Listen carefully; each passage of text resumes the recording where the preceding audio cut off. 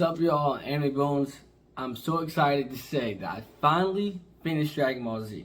Now, I'll say this is going to be a bit of a longer video, so if you stay and watch the whole thing, I appreciate it.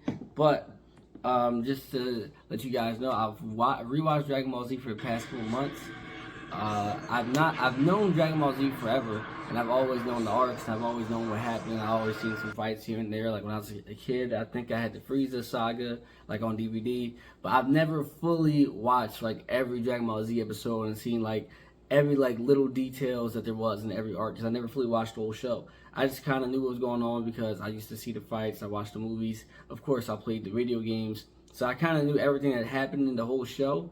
And I've seen certain fights, but I've never like literally watched the whole thing. So now I know every single thing about the show. So after I did that, I wanted to make a full review. And what made Dragon Ball Z easy to do is because it has a great dub. And there's nothing better than watching dub anime that has a good dub voice acting. Because even if you try to, well, me personally, if I try to marathon a sub anime, and like once it gets later in the night or after like 5 or 6 episodes nowadays, at least, I get kind of tired from just reading and reading. But when it's in dub and I don't have to read, it's a little bit better. All right. So I want to do my full review on the show. So let's get into it. Like I said, it might take a little bit longer than my usual videos, but if you like the show and you want to know a whole review on it, you should definitely listen to everything I have to say. All right. Now to start off, I separated the Saiyan saga and the Namek saga because I feel like those are 2 different arcs. If they're not, then it's whatever. But I'm just going to split them up just for the sake of the video. And to start off, we got Goku coming back into the show and everything. Now he has a son. Now I will say that I get that this part of the show was made the earliest, like probably like in the early 90s or anything. But I will say, since this is the earliest part of the show, I will also say that it has the worst animation of the show, especially in fights. Now, to me personally, in this arc, definitely had the worst animations and worst fights out the whole show. And like, I know everyone loves the Vegeta fight, and it was decent to me, but I definitely don't feel like it's as great as everyone makes it seem out to be. I mean, I guess because it started the whole Goku Vegeta thing where everyone loves it, but overall, just watching it and seeing everything, it was like, it wasn't really that crazy to me. Now, I mean, when Goku came and landed on Nappa's head, that was pretty great. Goku finally being Raditz was cool and all, but watching Gohan like train just by living his life just in like the jungle, not even the jungle, wherever they was at, that kind of was getting like boring. A couple episodes I was like, alright bro, like, you know what I mean, I get it. And then I believe that is also the Snake Way. Snake Way was before he came to fight Nappa and Vegeta. This nigga Goku was on Snake Way for like 30 episodes. That was also getting boring. Like him dropping into hell with Mez and them, and just seeing him go against the Snake Queen, and they was trying to eat him or whatever. Like, it was getting kind of boring. I was like, all right, bro, can he get the Kenkai already? Like, come on now. So overall, I didn't really enjoy the Saiyan Saga arc, really. I mean, I liked it because it's Dragon Ball Z, but I was like, bro, out of every arc, I'm gonna spoil it right now for my review, but this had to be the worst arc for sure.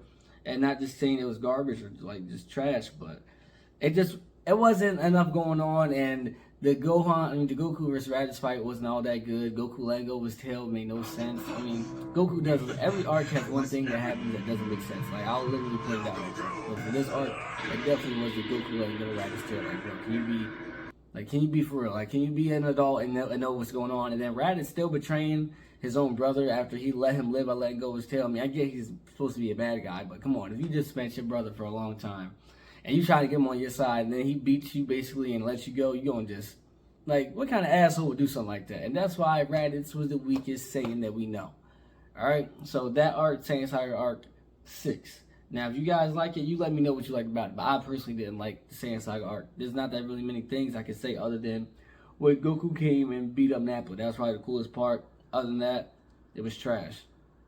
Now, if we were to get into our next saga, which is the Namek saga, I love that saga, actually. A lot of cool things. First, and one of the best things we all know that's legendary in whole anime history is Super Saiyan becomes a thing for the first time ever. That was hard. Another thing that happened in that saga was the longest anime fight that we know. I was about to say Luffy versus Kaido. Goku versus Frieza. Another great, amazing fight. Then we got Vegeta coming up and all his fights. Now Vegeta, I feel like I didn't like his character that much in the Saiyan Saga arc because we just getting to meet him and he wasn't all that. But in the Namek Saga, I liked the Vegeta a little bit more. It showed me more Vegeta. I definitely started to like his annoying ass because he was just on time. Like he said, "All right, F Frieza," and I'm on his head. And then he started beating up Zarbon, Dodoria, and everyone. He was on demon time. So I liked Vegeta, and then he even teamed up with Gohan and Krillin because he knew he had no other choice. And even he teamed up with Goku actually. So I started liking Vegeta then. All his fights that he had and the way he was trying to get his strength up with Frieza and them, I love that part of it. And you already know one of the best parts, maybe if arguably almost the best part behind Goku going Super Saiyan is this nigga pulling up on Raccoon and them when Goku popped up. He was on a whole different level. Everyone couldn't sense his power level. It was like, man, he's not even that strong. Then you got him come out of nowhere, punching Raccoon in the stomach or elbowing him in the stomach, airing him out, going against Berta and Jason at once. That was hard. That was hard. And then we had, what else happened? We had Piccolo going fusion with Nail. Good time. We had Krillin dying. Crazy first time we seen someone important die like that. I mean, then we had the planet self-destructing and Goku having to get out at a certain time. We seen Goku serious for the first time when he went Super Saiyan, told Gohan, like, yo, get out of here now. Like, then we had the speech talking about how he's the savior of the universe. Like, Namek Saga was hard. That was a great one. That might have been my second favorite, honestly.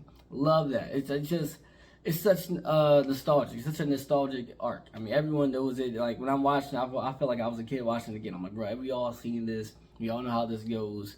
But I'm here to watch it some more. So, oh, I forgot to give my rating for the Saiyan Saga. So, Saiyan Saga arc, I'd probably give it a 6. Now, with Namek Saga, I'd give it an 8. I loved it. I loved it. Now, going on to Cell.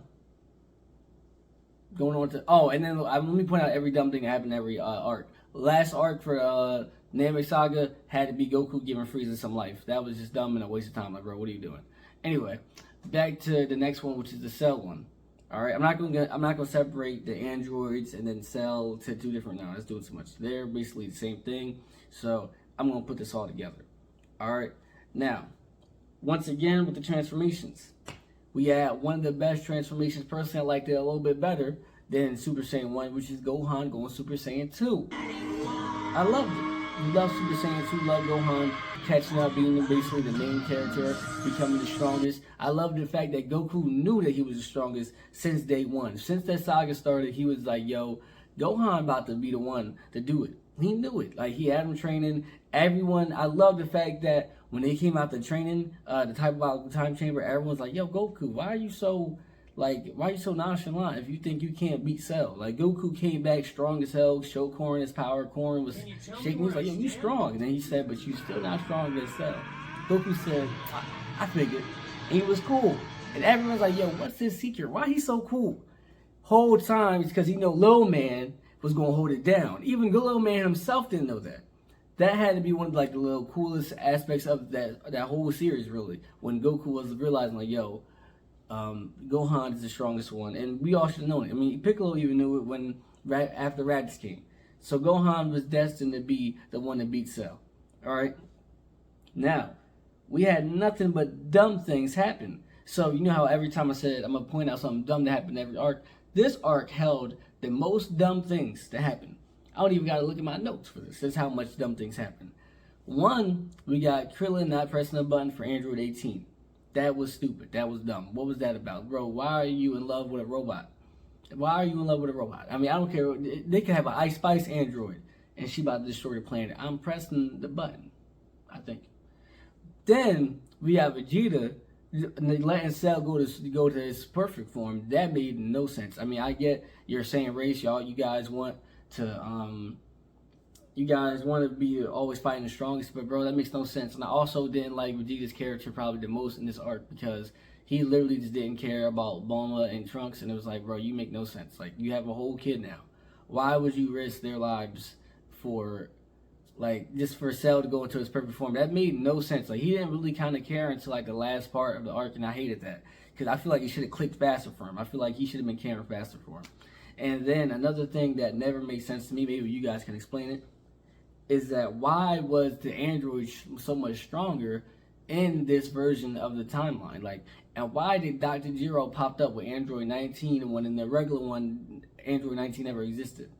I think maybe they explained it, but if they did, they didn't explain it that well, because I just watched the whole thing and I really didn't understand it even after it ended. Like, yo, why was these niggas stronger?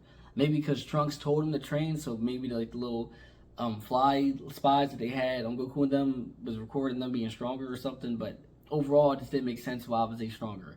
Like, these niggas was training the whole time, so they should have been way stronger than the versions. And then why was Android 17, 18 stronger than the ones? And like, that shit just didn't make sense to me. I don't know. Maybe I wasn't listening. Maybe that was the case. I wasn't listening. But to me personally, it made no sense at all. Good positive things I will say about this arc was we met Future Trunks. Future Trunks probably was like my second favorite character behind Gohan. Love Future Trunks. Who doesn't love Future Trunks? I mean, they made Dragon Ball GT with Future Trunks being one of the main people. I mean, the Xenoverse and everything's all about Future Trunks being the main character and stuff. Like, Future Trunks is a great character, and it made us, introduced us to Future Trunks. And then they gave us shining moments with Piccolo and Tien. Piccolo absorbed Kami finally, got on that level.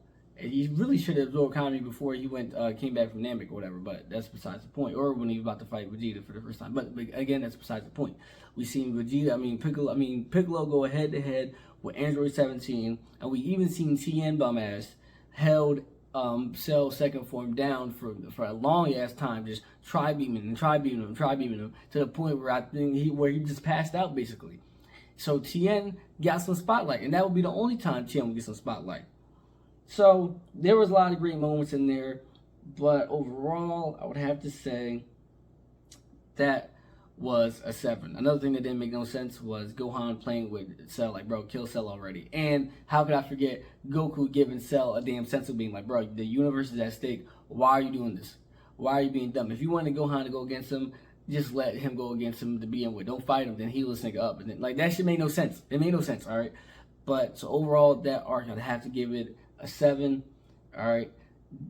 Too many things that just didn't make sense happen in that arc, but it did redeem itself really well with that Gohan fight, because that carried, and even Goku versus Cell, that was a good fight. All right, now to the last arc. You know, I'm trying not to go into detail too much with every single arc, because I don't want to make an hour-long video. So now to go into the Buu Saga. I'll tell you right here, right now, to start off, the Buu Saga was my favorite one. Like, it was honestly to the point where I was trying to do things and on my phone, but the Buu Saga was so good to watch. I had to keep my eyes on the TV at all times, because that was a great saga.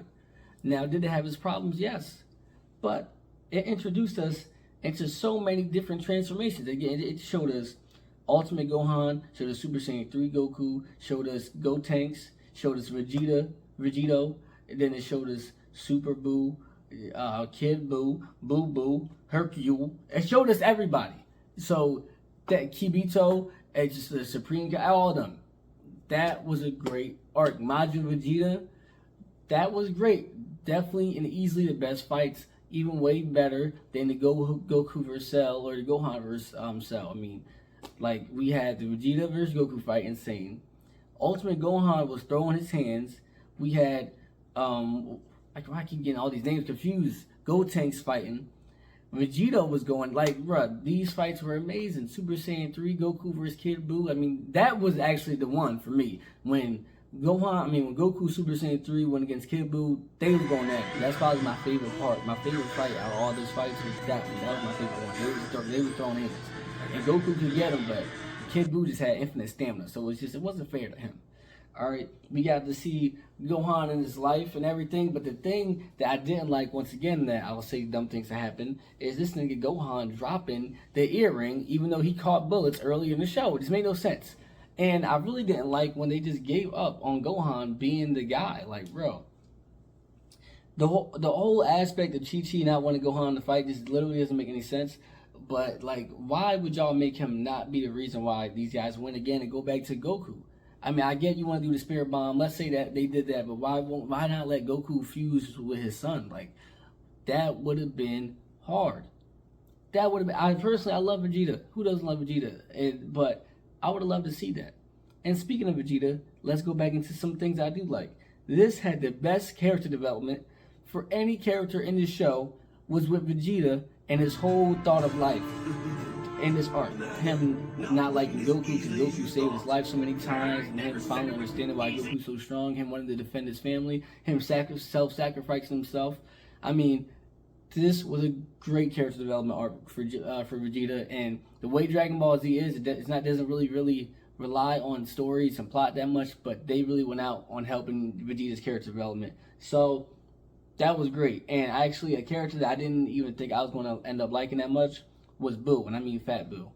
Fat Boo and the way he really was just like a kid, so he was only doing evil things because he just was listening. But once people was telling him like, yo, relax, and Hercule became cool with him, he's like, yo, all right. Hercule's like, yo, don't kill anyone no more. That's bad. He said, okay. Like, Fat Boo is my boy. I love Fat Boo. I love his relationship with Hercule, even after the whole thing when him and Hercule are boys and Hercule still be getting bitched by him. Loved it. Even like Hercule. So, I mean, Boo Saga had the best moments in terms of characters, transformations, and fights. So overall, I'd have to give it a 9. Love the Boo Saga. I damn near want to give it a 10 out of 10. If they would have let Gohan been a bigger factor and not let him just get absorbed like that, I might have would have gave it a 10 out of 10, honestly. But easily my favorite arc, and I would have to give it a 9. Now, if we have to rate the whole show, I will say after the Boo Saga, I didn't like the way Goku was. I don't like the way how he's just like an ass friend. And an ass family member too. Like, bro doesn't show up, doesn't pop up. All he does is train. That shit is the most dumbest thing ever to me. Like, why aren't you visiting your friends? Like, they was like, hey, we haven't seen you in like 5 years or whatever. Like, bro, who does that? What asshole does that? I mean, I get who Goku is and why he is the way he is, but bro, why are you not seeing you? Like, and it made me mad because I'm like, bro, imagine that's your boy, and then this nigga's just never around, and he's just simply because he's training. No, you can't miss out on a day or two of training ever in your life. That's crazy. This nigga doesn't even visit his family. Nigga, we got bills to pay, and you over here fighting. Go get a job. What are you doing? What are you doing? So that's why I couldn't mess with Goku's character. I feel like his best character was in the Cell Saga, but after that he kind of went down again, especially when he didn't even beat Fat Boo. Like the whole him wanting Gotenks to beat Boo just because the new generation should be the heroes now. Like, bro, they don't need to be the heroes right now. You clearly see they're strong. At the same time they're strong, they're also 7 damn years old. How about you fucking save the world, yeah? Like, that didn't make no sense. And you only had 1 day on Earth. Save the world. What are you doing? So Goku character kind of went down into Cell Saga. So that's kind of what messes me up, and I hated that about it. And as much as I hate that, I also hate the fact that we're just letting Gohan just be a bum. Hate it so much. I'm always forever hated. Like, I don't get why not letting him be the main character. Right? It just made sense. It was always a thing since we first seen Gohan, how strong he was. Should have just let it happen, bro. But that's really what messed up the rating for the show for me, was those two characters and the fact that Dragon Ball Z doesn't really have a crazy plot or plot twist at all. So it's kind of like, you can't really give it much credit towards the plots. So you have to deduct those points. And then the fact that the way they do Goku, like Vegeta's character, they did him amazing at the end. And then they just said, after Goku's character, we're just going to make him a terrible father and everything. Like, just terrible.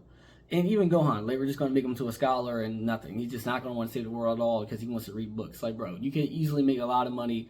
Like, who the hell would want this, one of the strongest people in the universe, to just not be trained and protected, just have him reading books? Nigga, we could get any random nigga around the corner to read books and be a scholar.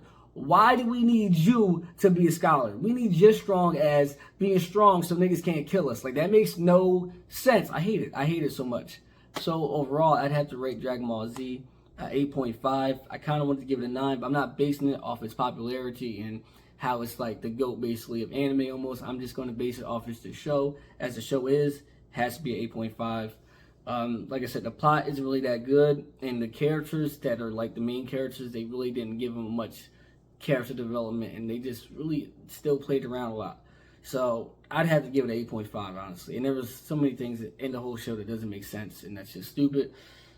But overall, love the show. Easily, probably one of the easiest shows to rewatch. I mean, especially because you have a great, probably the best dub of all time. That and Yu Yu Hakusho has like the best dub of all time in anime. So 8.5. What would you guys rate Dragon Ball Z and all? If anybody watched this whole video, I definitely appreciate you and I fuck with you personally. I'm trying to end it only 20 minutes, so a little double time of my usual videos, but I didn't make it too long. Usually these things last like an hour long, which is reviews. But I kind of wanted to speed it up and not let it take too long. So Dragon Ball Z 8.5. I'm gonna go check out Dragon Ball Super next, and that'll be my next big anime review. But that's all. Let me know y'all rating. Anime Bones out.